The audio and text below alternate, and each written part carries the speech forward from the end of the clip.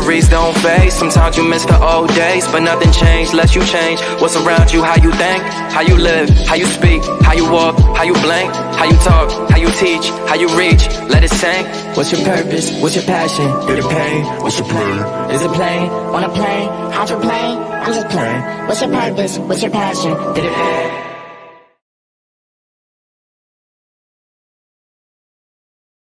Now plugged in with Molly and Joe, the Mental Warriors. We are here with, unapologetically. We are here. I'm excited actually because the last show, Joe. I mean, we was fresh off the boat, as they say, and it's kind of cool. It was kind of cool, right? No, I mean, yes. It was a fresh experience for us, and we did pretty well. I think we knocked it out of the park. Yeah. I wanted to give a shout out. I forgot about something. I wanted to give a shout out to my Mom Duke, love you. Miss Juanita / Kezia Matthias. She's a rock in my life. She's very important in my life. Trying to figure out how to get this thing on live somewhere, but I don't know. Who knows? I don't know. But go ahead, brother. What's going on with you, man? What's going on with you, Joe? Been a long week. A lot of things happening. We moving from one month to the next. It's like when February ended, they thought that Black History Month would end, but as you see, we're continuing. So a lot of things are still happening, or they're getting a residual from what happened last month. So the energy is still there. Yeah, I mean, the energy is still there for me. I mean, it never ends for me, to be honest with you. Like, I mean, Black history is something that I live. I actually plan on making a little bit of it, to be honest with you. Absolutely.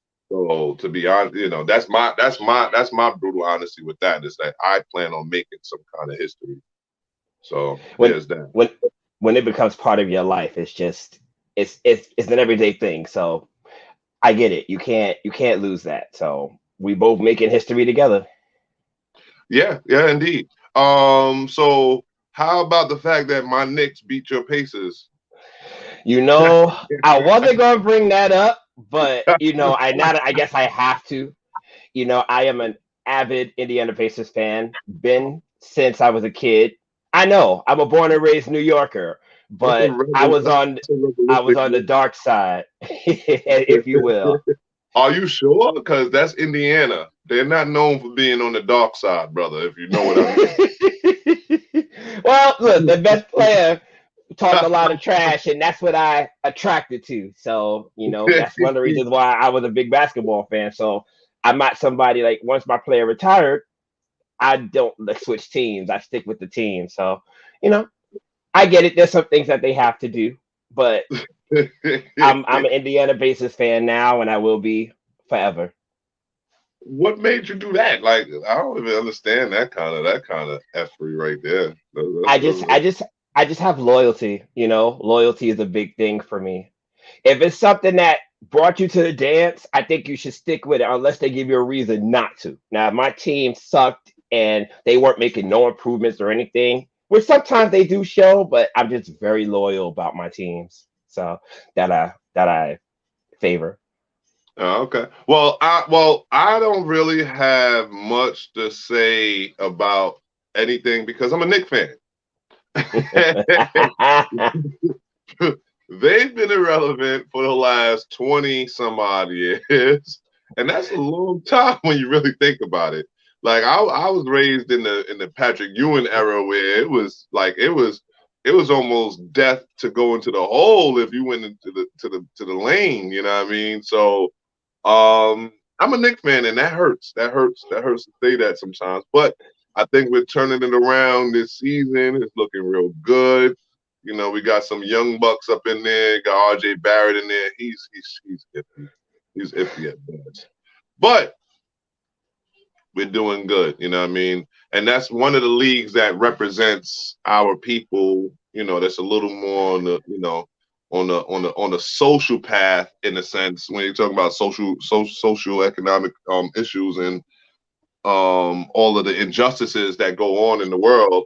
I think the NBA has been sort of streamlining when it comes down to the major sports, because when you think about baseball, we think about football. We all know football, Colin Kaepernick in the situation and such. So when you really think about it, the NBA is one of those ones that we could be loyal to, all the way around the board. Even though you're an Indiana Pacers fan, you could be loyal. Well, I mean, if you have 80% of the majority of your league is African American, I mean, it's almost forced. You have to be loyal to us because we're the representation of the league. So how genuine do you really think it is? Because I don't think it's genuine at all. I mean, if it's about the bottom dollar.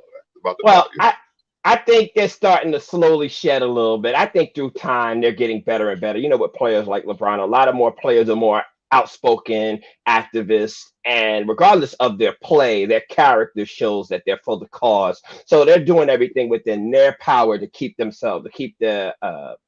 relevance.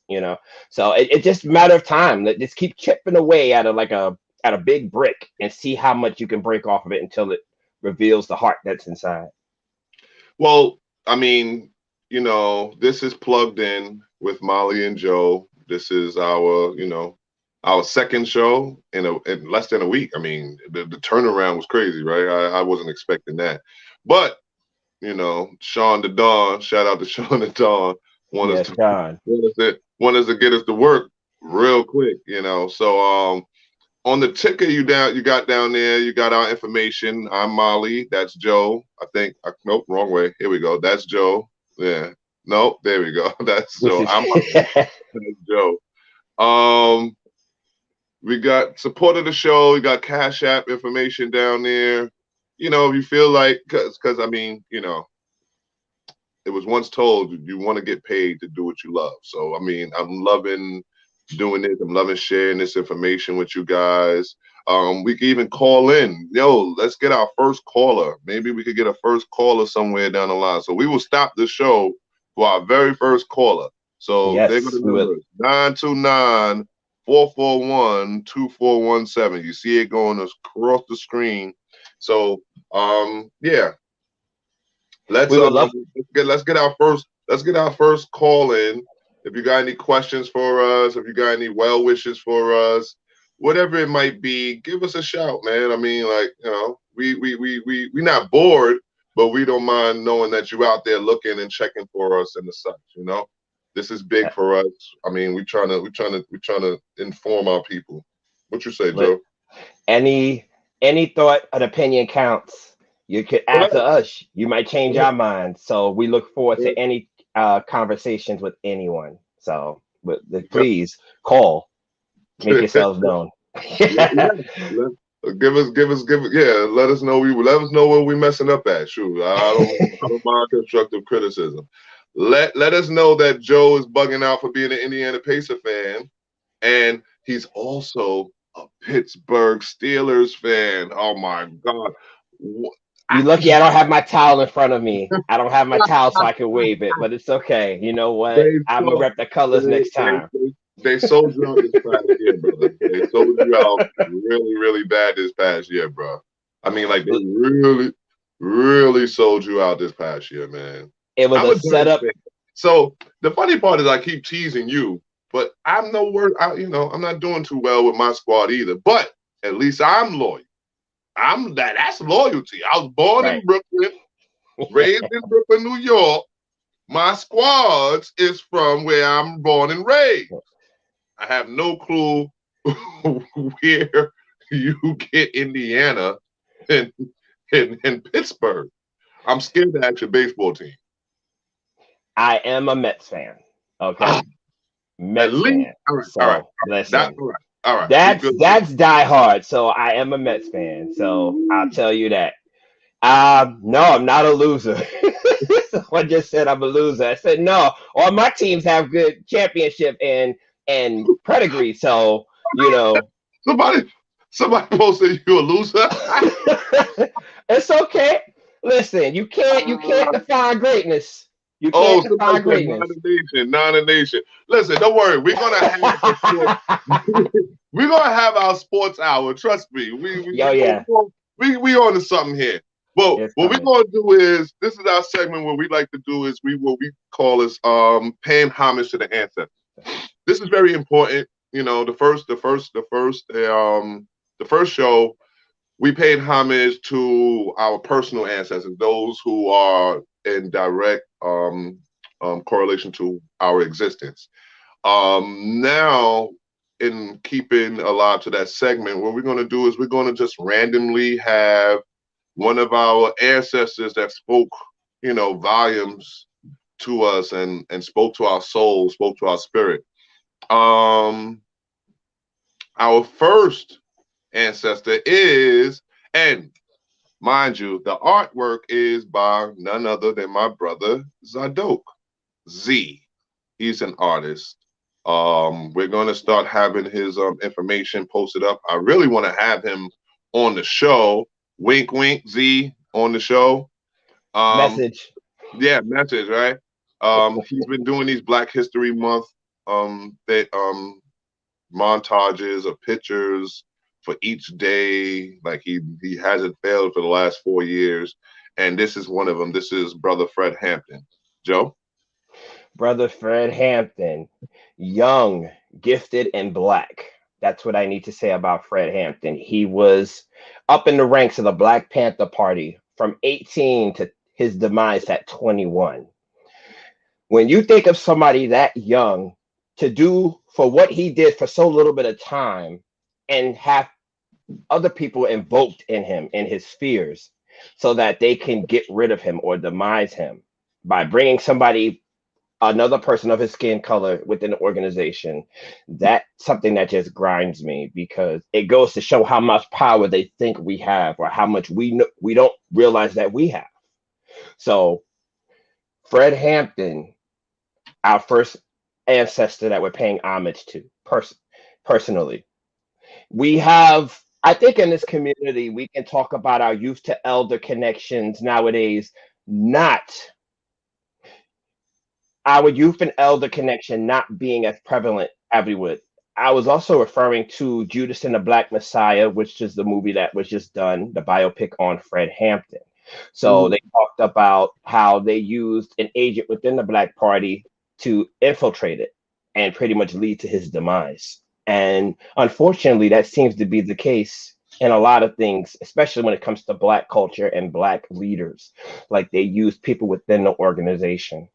There was just an instance where one of the officers on the NYPD made a statement in regards to Malcolm X and him being infiltration and leading to Malcolm X's unfortunate demise. So a lot of our leaders that provoke change and justice, unfortunately, they were deemed as threats. And whether it's the FBI or CIA, they felt that they were that much of a threat, and all they were doing was asking non-violently for change and justice.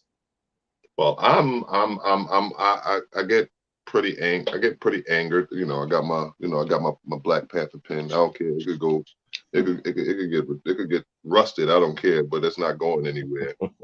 With my dad hat, I wear that hat. I wear this hat proud, the dad hat.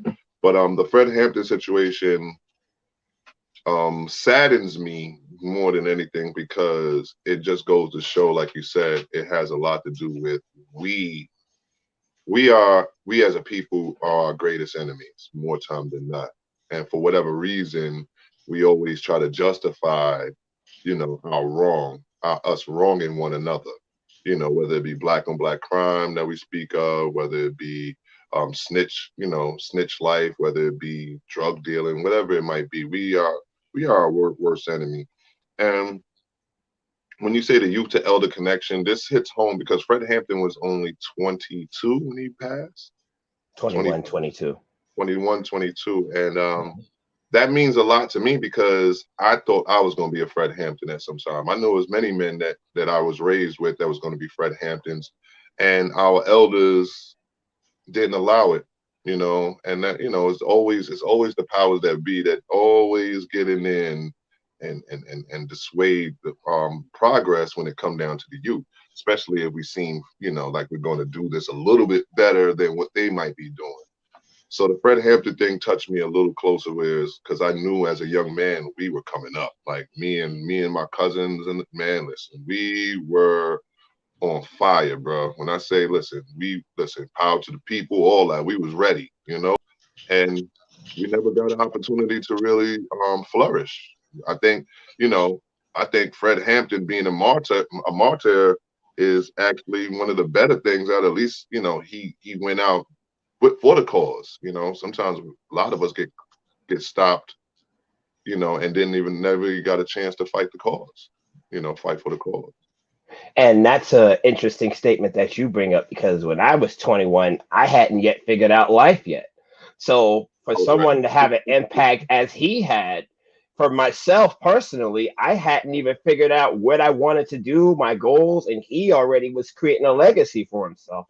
So that goes to show you how old 21 is really. They say, you know, that's the beginning stage of adulthood, and that's where you start to define yourself within yourself. But you know, there was so much life for him to do. Like, imagine if he had lived to be in his 60s and 70s, and what knowledge and what intellect he could have portrayed to those that were going to follow in his footsteps. Imagine where we would be as a people. And that's why it's the importance of creating young leaders. That's the reason why, like the program that we are a part of, Big Apple Leadership Academy for the Arts, is about leadership. It's about creating young leaders, and there's no cap to that. There's no limit to that. They could start as young as they could talk, you know, and be leaders. So that's very important, you know, when it comes down to it, like creating these young leaders. And that's what Fred Hampton was, a young leader. He was the epitome of what a young leader is. And you have the FBI, who is known. It is known, you know, throughout history that they plan on putting our light out every time we try to spark up any kind of consciousness. They try to put our lights out. You know what I mean? Whether it meant death or what have you. So that's why it's important today, everybody that's out there listening, to create young leaders in your children, young leaders around you. Be a mentor without being a mentor. You know what I mean? And let's help these kids. Yes. What do you think the state of our youth are in today? Do you think they are able to bring back the unity, the resurrection, if you will, like of a party like the Black Panthers or the Young Lords, and kind of like bring that back? I mean, I don't really see that happening. And it's sad for me to say that, because I work within youth and I know a lot of youth that are intellectuals, a lot of youth that have the mindset. But I think with what's going on in society today, I think they're too emotionally attached to where it'll destroy them from within. Like, it was a little easier for us then because we had a calmer mindset about things, but I think the emotion is too raw, too strong right now for a lot of these young youths, and it affects them emotionally, and they might not know how to handle themselves.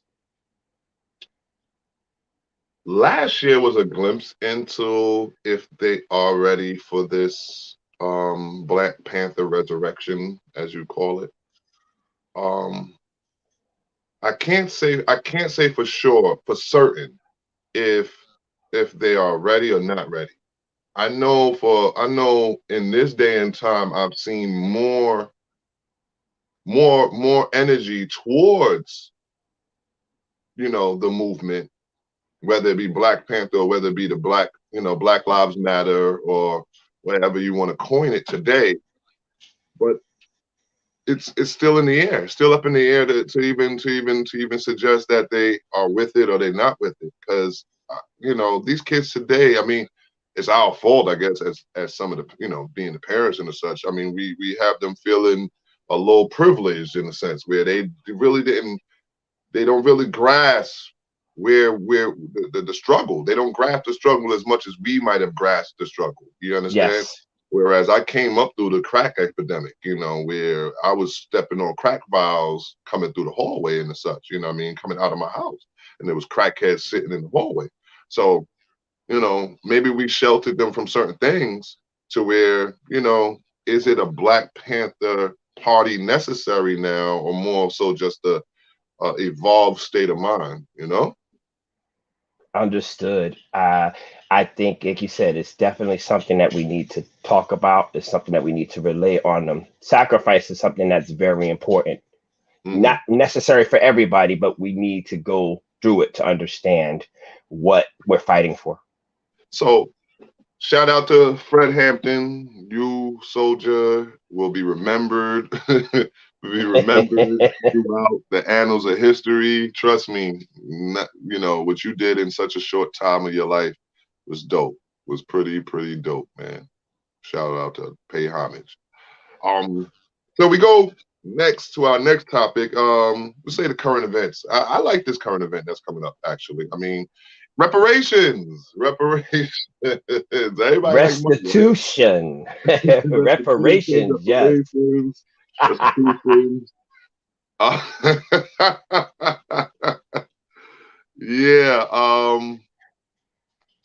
So what we have up there, I can't really see that. There's a history of reparations payments that the United States have made to other races and other cultures as far as so you have during World War II the Japanese people who sacrificed during Hiroshima and Nagasaki. They were a paid settlement. Then we also know about the Jewish Holocaust, which was another one. Then we also have our Native Americans who also received reparations as well. But highlighted in yellow is the African American Black descendants. But there's a question. We have Austria. We have, these are different countries that have paid reparations to people. So we have the Awadas of Michigan, which is Native Americans. We have Seals of South Dakota. We have German Jewish settlement, Japanese Canadians. All of these were people that were paid reparations for a wrong that their country had been done. But and the highlighted you see for slavery and Jim Crow, African Americans. And it's funny that 1865 to present, we still haven't received a dime for our struggle and our sacrifice to this country. $0. Is that what you're saying? Nothing. Zero. Nada. Nada. Now, if we were to get it, how would it be divided? Like, do people really deserve it? That's really the question that's being asked. Like, when it's brought up to Congress. Give me a second. Let's go back. Give me the HR 40 bill. Let's give our viewers a little idea of what that exactly is. Well, the HR 40 bill was just recently presented to the public by Representative Sheila Jackson of Texas. And she talked about how it's about time during these times that we need to start paying reparations to the people who built this country. A lot of more information is coming out. A lot of events that are happening, like as a foot stamp that African Americans have put on this country. And we haven't received any type of collateral for it or haven't had a chance to grow. So Sheila Jackson has brought it to Congress. And it's one of the things that this year will obviously be a topic with regards to the new presidency and the Congress being divided the way, not divided, but democratically being in power. So this is one of those things where we can actually benefit from. As opposed to in the 90s and the 80s when you had Rep. Jim Conyers, he used to bring it to the floor for almost 20 plus years, and it was always back down from 89 to about 2017. But now we're in the state where everything is raw and emotionally charged. Will it be passed? Can it be passed? Well, that's where we're here. Give a little more information because some people was wondering how would it be divided up. Some one of our viewers asked like that same question: how would it be divided up? How do we how do we go about this? And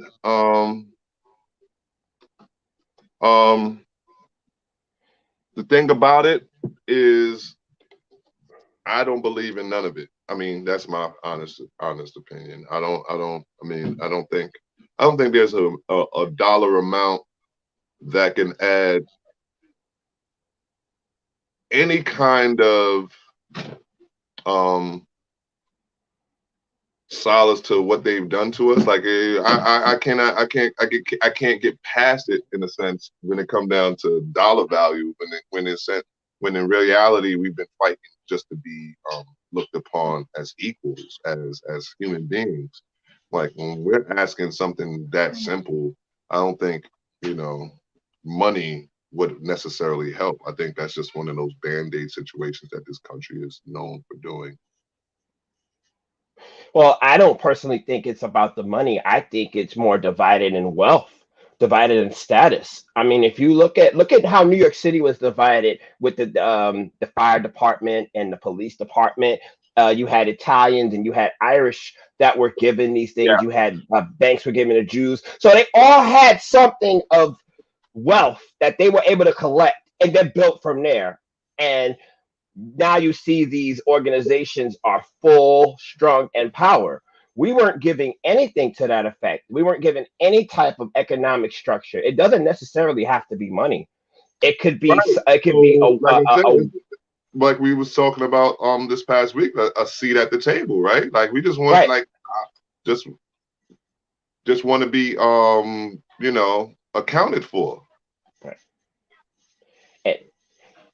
Yes, it's not about the money. It's definitely about the principle of it. And that's where the hard part is. It's not like they're willing to say, well, let's bring them to the table and see how we could bring the people, give them some type of equal structure or equal balance. And that, if we're going to do reparations, I think that's where we need to look at. Because like you said, there isn't a number they can give us. They say that it's somewhere between 10 and 12 trillion dollars for the African American struggle. That's what we would be repaired. I don't know where they got that number, but there isn't a value on it, when it comes to life. That's the point. Like, is there a number? Is there a value to it? Like to the mental struggles you put my people through. We are so behind the 8 ball mentally. Yes. You know what I mean? When it comes down to the mental torture y'all put us through, let alone the physical torture you put us through, it does not make up for the systemic injustices that we've sustained throughout the years. It does not. It does nothing for it. And honestly, I mean, I've seen someone wrote down it's the principle, Smokey, it's the principle. Oh, there's principalities in this. But honestly, I don't see where I don't see the principality in that. I honestly think that they need to revamp the laws that cause people to think that we weren't anything. They need to revamp them same laws that they had people hanging their hats on, like, yo, listen, you are garbage, you are nothing. Right. You know what I mean?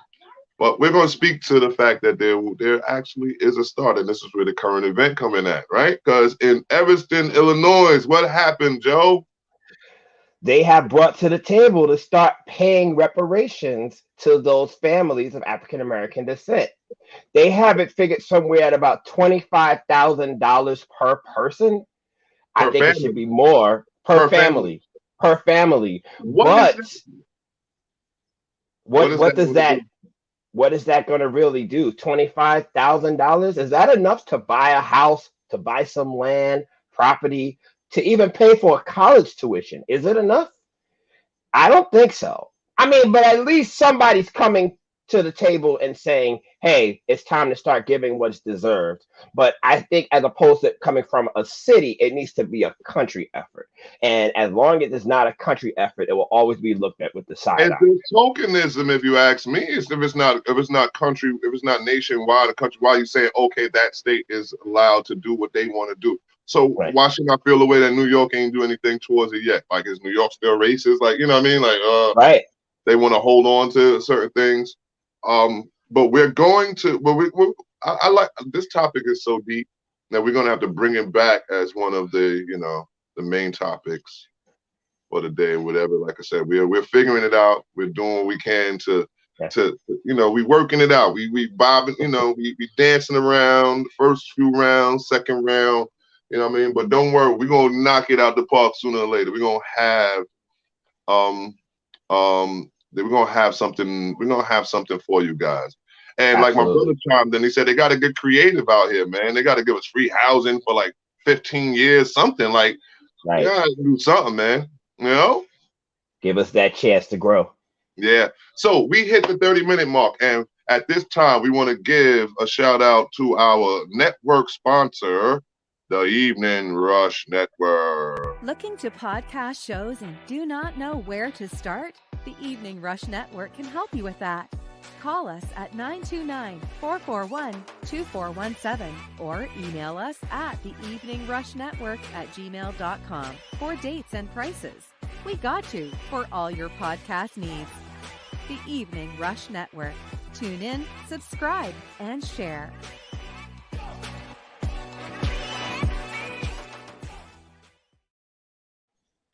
So just how we are in our second half hour. Okay, we got to go to the rise and the fall of the rise again of the Black family. We're going to get into that topic, right? But what I want to do is I'm going to give a couple of shout outs. I'm going to give a shout out to my family who has business. Like they ain't got us. I mean, I'm just going to shout them out because we got Ash and Mir by my sister Dara. She does what? Set designing, right? Isn't that what she do? I can't. Set designing, fashion, decor. Yes. She's top of the line. Actually, watch by the next show. We're gonna show her work, right? Yes. That's what we're gonna do by the next show. Okay. Then we got my brother Z, who's an artist. You know, he got his little he got his shop over there on what's that? Etsy? What's that? Etsy shop? Mm-hmm. Yeah, and then he has them same Black History Month characters and such. The same ancestors that we're going to continue to pay homage to. They got those going on. And that's just you know, a couple of the people that I'll hold near and dear, you know. So, but without further ado, this is what we consider what the Baller Report, right? The Baller Report. Report. So we have March Madness. This is our monthly newsletter, the Baller Report, right? So we got March Madness was Baller. So right now, what we have here, we have our virtual recruitment. So we got Delaware State University, and then we have to the right there. I can't really see the name because it's so small. Can we get that? Can we get that little raise a little bit? But these are the things that we're doing over here at Baller. We have Delaware and Clark Atlanta University. Oh, okay, yes. So that's Delaware State University and Clark Atlanta. We are doing virtual recruitment sessions with these people, with these universities. Okay, we're moving along. Okay, we got movie night fundraiser. We have Coming to America 2. This is happening this Friday over at headquarters. Tomorrow. I'm not sure if we sold out yet, but I'm pretty sure we will be. We're gonna have, and it's a fundraiser, so we're gonna have no outside food, no outside refreshments. But yeah, that's gonna be kind of dope. I'm so excited about that movie night thing. That's gonna be dope. They took mad long for that. Oh, this is the one for us here, Joe. There we go. Yes, our virtual mentor and mentee meetup.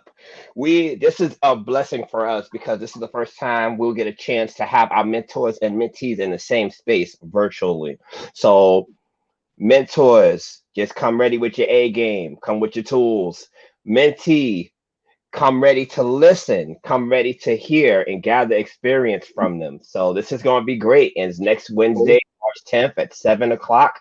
You can also go on baller.org and sign up for our sign up. Yes, continue. It's at 6 p.m. next Wednesday, March 10th.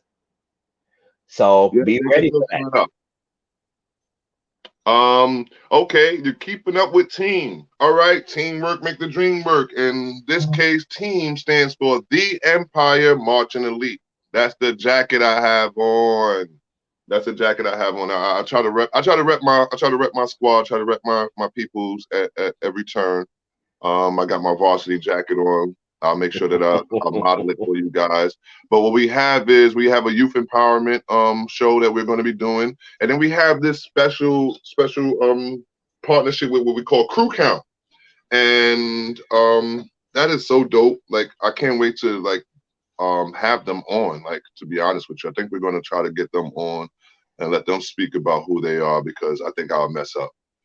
That'd So be great. yeah, it will be. Trust me, I got surprises for everybody. Ball of Beauties. That's our sisters in crime. Our sisters is going to do paint in pearls. That sounds dope. Wearing pearls requested but not required. So basically, it's a sip and paint, but it's for the young ladies, and they're going to have their little pearls, feeling themselves, and paying homage to our VP, who happens to be the same color as a lot of our little daughters and girls, right? Yeah. All right. What we got there, Joe? This is our home ec also for our Ball of Beauties, our home ec 101. We're going to be doing that. We ain't gonna say just for them. We ain't gonna say just for them. No, but it'll be home. It's a home ec where they're learning tools of the trade, their tools of the trade, if you will. The sewing, the character, the etiquette. These are things that they'll be learning. These are classes. Baking. These are some of the things that I guess you could say brings their tools to the trade. Crafts, arts and crafts. There are so many different things that you'll get out of this home ec. And this is the first class of many. This will be on March 26th. Right. Friday, March 26th at 6 p.m. March 24th at 6 March p.m. 24th at 6 p.m. And aside from sewing and such, they're going to be doing arts and craft. They're going to do a lot of different things. Oh, excuse me. We have Baller Legacy. Remember what Baller Legacy is that's the adult programming.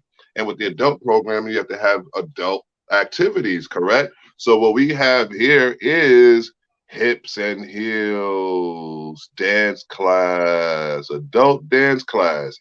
It is what it sounds like. You're going to bring some hips and you're going to bring some heels. And you're going to dance.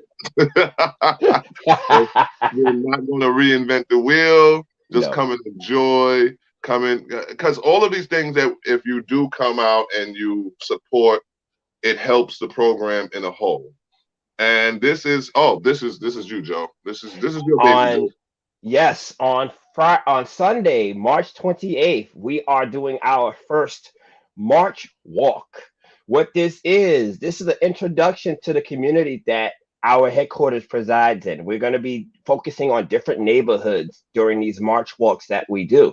And this one, we're going to focus on the neighborhood of Bed-Stuy. You're going to learn a little history, a little culture. You're going to learn a little bit about the people who come from there. We're thinking about doing something virtually as well, but it'll be in person. If you're interested, please go to baller.org, sign up. I promise you, it'll be something that anybody can learn from and enjoy. Yes, indeed. And you have us. You have us plugged. Get plugged in with Joe, myself. Like I said, plug out of the old way of thinking. Let's get into a unified thought, one thought or one mind. What we got scrolling there? Oh, some of our partnerships. Bridge Street got opportunities. What's going on here? A paid internship program for young adults. You must be employed and not in school at the time of enrollment. Baller headquarters is also a work site. So 10 hours a week, paid work experience for professional skills, development, workshops, trainings, and more. Yeah, my daughter works for us, and that's actually kind of cool. Yeah, there you go. It takes a village. You got to start somewhere, right? Yeah. So support our work, please. Baller offers its programming to the general public free of charge. Did you hear us, people? Free of charge. We depend on contributions from those who believe in our mission to keep our program running, and again, free of charge. Our programming is possible because of the generosity of people like you. Support our work by becoming a sponsor or making a one-time donation. Baller is a 501c3 tax-exempt organization. All donations are tax deductible. We thank you in advance for your support. Please go to baller.org, donate, support, pray for us, do whatever you can to help us just changed the world, man. Listen, it's not far-fetched. Malcolm X did it. Martin Luther King did it. They changed the world, man, because we're still talking about them today. That's right. You can make a difference. This is how you add your 2 cents in.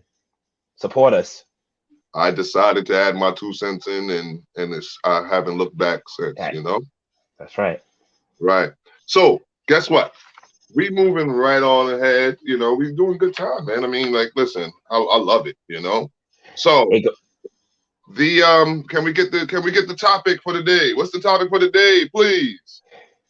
Producer extraordinaire, can we get the topic for the day? Oh, there we go. The rise and fall and the rise again of the Black family. It's the most important thing that we could start with when it comes down to how we're going to save ourselves. Am I lying, Joe? Not at all. The rise and fall of the Black family. We come from that. We're built into that. We live into that. And we also leave our legacy into that. Our Black family. So that is something that we need to understand. We need to understand the beginnings of the Black family rising, obviously, after enslavement, during emancipation, during the resurrection, reconstruction phase. We were able to start our vision, start our mindset, start things that for us to build our legacy. This is like in the 1800s, the late 1880s to about maybe 1900, where in the South specifically, we were able to do that. We've started by building churches. We started by building banks. We talk about Black Wall Street in Tulsa, Oklahoma with Greenwood. There's a couple of other places in Florida as well, where they were able to, kind of side away from what was happening in the norm and built their own. That was the start of the rise of the Black family. It took all of us. It took the man, it took the woman, it took the children, it took everybody to be a part of the family. And a lot of us did it, with what we had. Right. I mean, all we had much. Because where we're coming from. Right. Well, because where we're coming from slavery. Yes. So we're saying the rise, the fall and the rise again of the Black family. We're rising from slavery. So speak on that aspect. Like, they got to understand, we're not rising from greatness per se. We're not rising from nepotism. We're not rising from generational wealth. We're rising from being whooped on and looked upon as less than cattle. Right. So even I can go back to a story that my grandmother used to tell me when she grew up in the early 1900s. Her ancestors were slaves. Maybe her uncles, her grandparents were some type of enslaved. But as a child, they had to pick cotton and fruits and things from the field. Not necessarily because it was forced on them, but that's how they survived. So they used their skills that they had during enslavement to build themselves up. So, I mean, you're not going to sit here and say that was a great thing that came out of slavery. Absolutely not. But you're going to talk about what those things, those skills that they acquired, building, harvesting for themselves, if you will, to develop a lifestyle for themselves. So that was the Reconstruction period. But and in the Reconstruction period, the thing about it, he said the rise, the fall, and the rise again. This goes into the fall of the Black family is the violence, it's the unnecessary hate towards us that we were actually flourishing, because you got the Atlanta race riots, you got the Black Wall Street in Tulsa, Oklahoma, like you spoke on, you got the Chicago race riots. Look all of these up. These all happened. And you got the Rosewood massacre. Yeah, I'm sure everybody familiar with the movie Rosewood. That happened. You got the Washington, D.C. race riots in 1919. That was, I mean, that was Chocolate City ain't something that we came up with as new. We were doing our thing in Washington, D.C. until they said they didn't want us to do it no more. And if you notice, they keep saying race riots, and guess who was losing these battles? It was never a fight, a battle between you know, like we in the boxing ring or anything like that. You know what I mean? You got the Knoxville, Tennessee race riots. You know, you got the New York City draft riot. The Chicago race riot was kind of funny because we get let out of slavery. We head out to Chicago because, you know, we had to go head up north to try to get some semblance of, you know, of normalcy or some work for that matter. Because remember, if you stayed in the South, they were technically going to try to keep you a slave. Yes, as long as they could. As long as they could. So most of our people tried to get up north. You know what I mean? That's why you got there in Chicago and in New York and the such. And we come to, and then you got people leave. You know, they was at World War. I forget which war they was in. They leave the war. They come home and they see us there working and thriving and being family and being happy and as such. And they couldn't do it. They was like, nah, this ain't happening. And, you know, and they got at us. So it hurts. It hurts so much that when we say, like, you know, to have gone through slavery, to rise out of it, and then for people to constantly try to keep us down, you know, it's a sad state, man. You know. Well, we also have to look at the timeline of after World War II, when you had the Civil Rights era. You had how we started to rise a little bit, but they still continued to keep us down during the Civil Rights era. The family is families are what contributed to that era. If we weren't as together as we were, we wouldn't have made it through that period. Right. And because the father and the mother and the children. It was the father and the mother, the children. They worked hard. It was like good times. Yes. You know what I mean? As ghetto as we might want to consider them, that was the black family in a sense, where we was listen, if we was going to struggle, we was going to at least struggle together. Yes. You know what I mean? But now there were divisive ways, there were things that they did to get the black man out of the house. Yes. In the 1970s, early 70s, the federal government offered public assistance to the woman of the household, but the catch was the black man couldn't be anywhere around.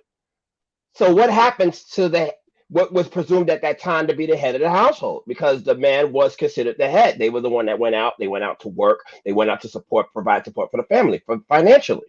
So in that instance, a lot of the black men ended up drugged out, in jail, or just didn't have a way of life, or dead.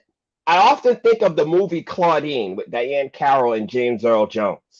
That's a perfect example of what it was like during that time. Yeah, Claudine. Yes, I used to love that movie. I don't know. You had a man, you had the man who tried to provide for his house. I always remember the scene with James Earl Jones. He had to run, right? Remember when he had to break out, like he had to dip and hide. Listen, in Harlem, those were the days. My aunts would tell me stories of when the welfare man would come up the train station, and there was someone that was yelling out, welfare man, and all the men in the household had to run and leave. Or how about the fact that more time our last names isn't our father's last name, but our mother's last name, just so that we can still continue to get welfare. So we don't even carry our father's name throughout our generation. So you killed his bloodline in a sense. You know what I mean? Like, absolutely. But that's part of the systematic injustice. You're killing the bloodline, but then you're also talking about that's how you're dividing us. So a lot of kids might not even realize who their father was, because the fact that they're not given their name. That was a privilege, a responsibility at birth. Once you had that responsibility of your father's last name, I personally don't bear my father's last name because of things like that. I don't bear my father's last name either. I bear my mother's last name, and it's like you said, it's for reasons like that. I was born in the 70s, and that's what they did. That's basically what status quo. You don't listen. The father don't exist. Right. Wow. So we talk about the rise again. Well, obviously, we have to go through a dark time with the 70s and 80s, like you mentioned a little earlier, with the drug Right, era and heroin, right, crack right. cocaine. The reason why we could speed past the 80s is because it was a drug. The 70s and 80s because it was just that. It was a Yeah. drug. It was a drug infused blur.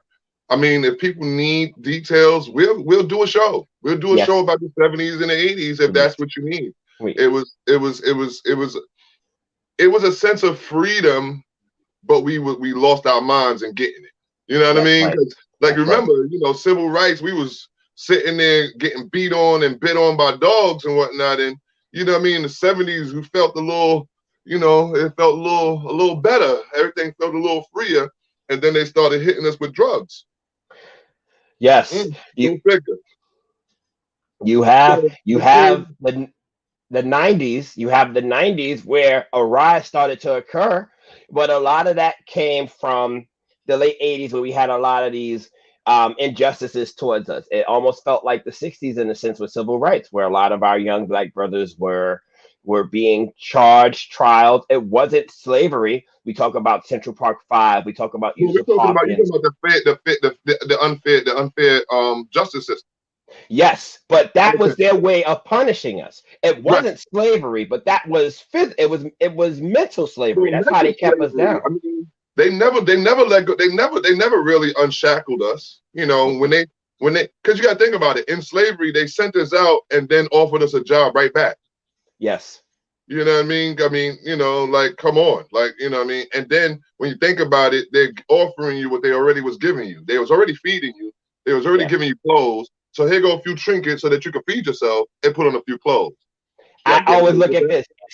Instead of butlers and maids, you had housekeepers. That was the professional way of saying it. It's still the same thing, or a nanny.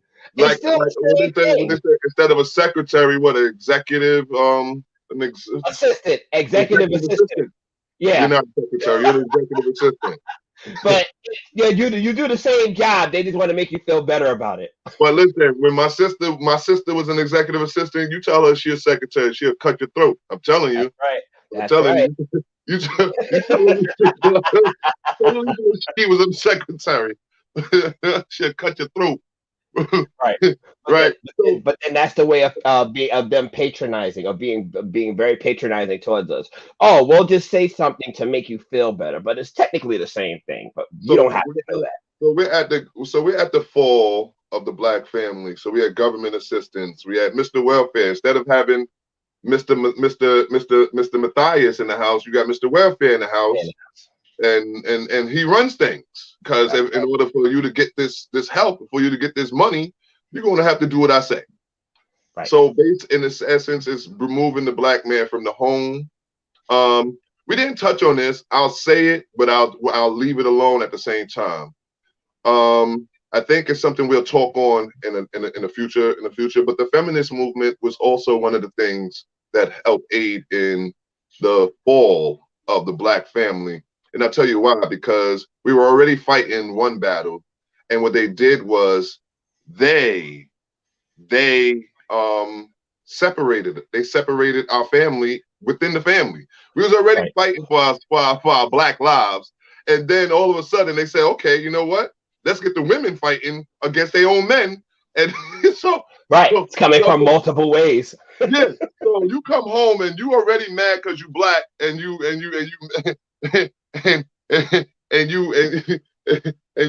disenfranchised and you ain't got much going on, and then here go your woman talking about, well, what about my rights? Wait a minute, we ain't get past the fact that we don't have rights yet. You know what I mean? Fighting together.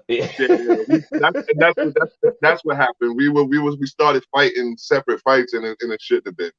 It shouldn't have been, because our sisters, the women in our lives, are human beings just like we are human beings. Yes, it was very necessary to do, but I think there could have been a different strategy in regards to doing it. And they're still fighting for it, But it's one of those things where if we can't do it all together, we just need to show support for each other to get it done, because these are things that we're still fighting. Let me speak on it real quick, because at the same time, it was necessary. The same way us being free as black folk, back in the Civil War era been necessary. Before it happened, the reason why it happened was purely political. It's not that it shouldn't have happened. It's always about the timing. They always time things to where it benefits them the most. Not saying that women's suffrage movement was not important. Please, ladies, understand. I understand that you guys needed every right you fought for, but they gave it in a time where we were fighting for our rights as a family. We were trying to fight for to be looked upon as a whole, as human beings. And within that, they gave you guys, hey, here, there go your rights. And then all of a sudden, we at odds. Now all of a sudden, we bumping heads as a people and as a nation, you know? But we'll get into that. Like, if you listen, all of these topics is open for discussion, it's open for debate.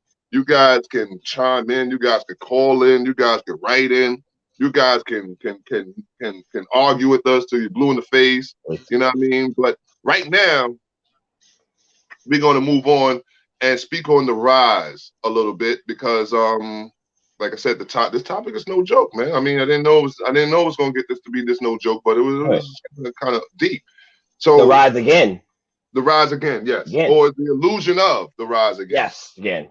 That's right. Are we really risen? Like, yes, we have Black entrepreneurship. We have a middle class. We have the power of Black colleges representing for us and giving us thought, giving us our own voice.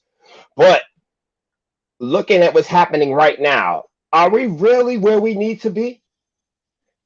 I can't say that because we're still fighting for the same things they were fighting for 100 years ago. We're still fighting to be seen, to be heard. We're still fighting for our own voice. For us to have this talk about reparations right now, it doesn't make sense. You would think we would fighting not to be killed. You know, we're still fighting for these things. I always say it's just recycled. Every 20 years we go through this recycling process. There's something that's brought to the forefront, but rise again, that's still to be determined in my point of view. Rise again, I think we were rising in a sense. Matter of fact, I'm gonna go back because I think someone had a question about when is women's rights to be fought for, and I believe that it is us men who has let the women down and not protecting our women. We allowed the powers to abuse our women, and it's time for us to begin to protect them again. So it's not a matter of when should you have fought for your rights. You should have never had to fight for your rights in the first place.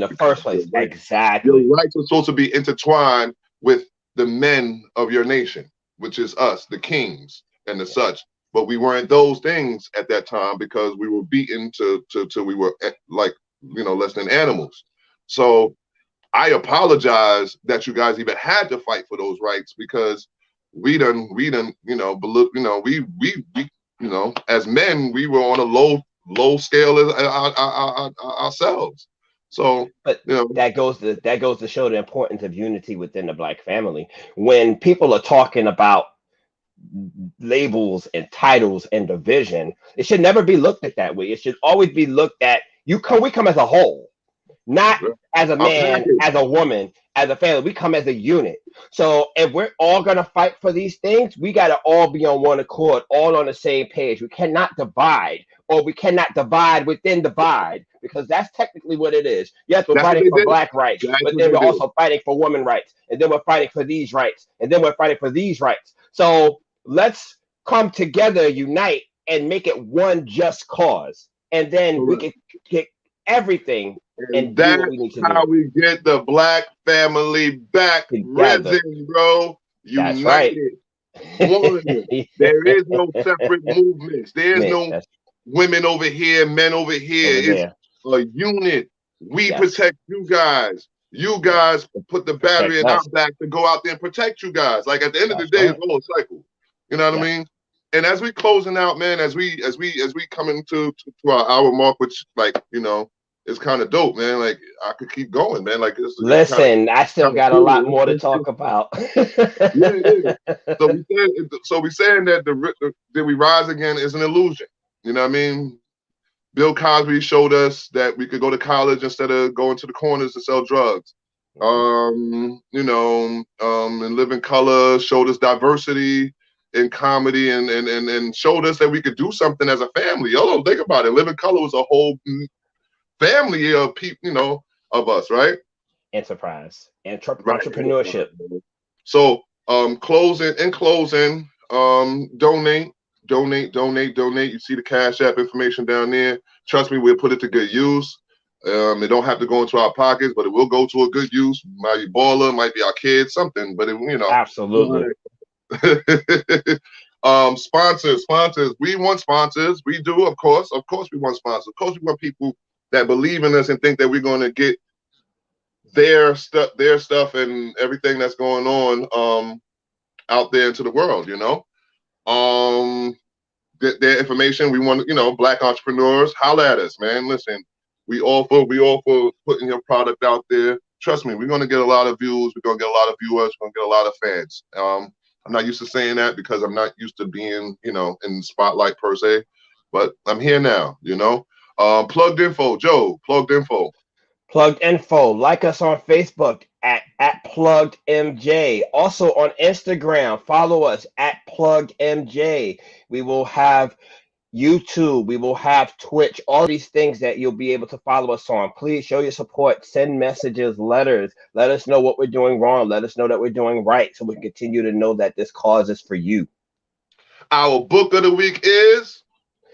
Our book of the week continues to be Black History for Beginners. Right, that's where we are. We don't going? need to skip that. There's still more to do. Right. Okay. Movie of the week? One Night in Miami. Night in Miami. That was beautiful. Let's talk about that next week. Let's talk about that next week. All right. That'll be our topic. Next week, we're going to have an interview of some sort. Trust me, we got a bunch of people lined up. We're going to, trust me, we got a bunch of people lined up. Future topics, Black comedy and its impact on the plight of Black people in America. And one of our favorite topics, Story of the Underdog. People, thank you for checking us out. And this is Plugged with Molly and Joe. I'm Molly the Voice. Yeah, bring it down. I bring it down for y'all. You know, bring it down.